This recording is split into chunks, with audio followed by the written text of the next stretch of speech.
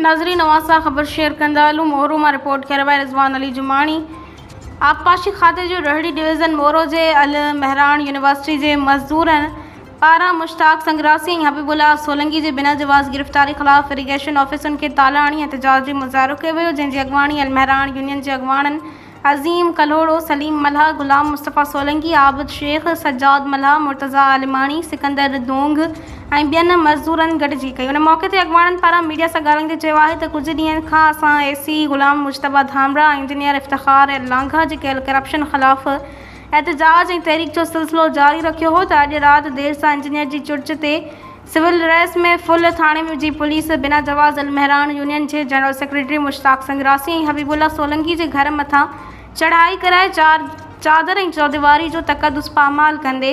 खैन खंबे गुम करायो वियो आहे, जंहिंजी असां सख़्त लफ़्ज़नि में मज़म्मत करियूं था ऐं असां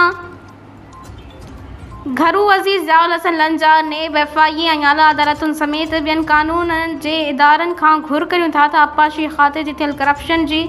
बारीक बीनी सां जांच कराई वञे ऐं असांजा खंबियल अॻवान फ़ौरन आज़ादु कया वञनि। ॿी सूरत में असांजी हिन तहरीक जो आगाज़ पूरी सिंध में वसी कयो वेंदो।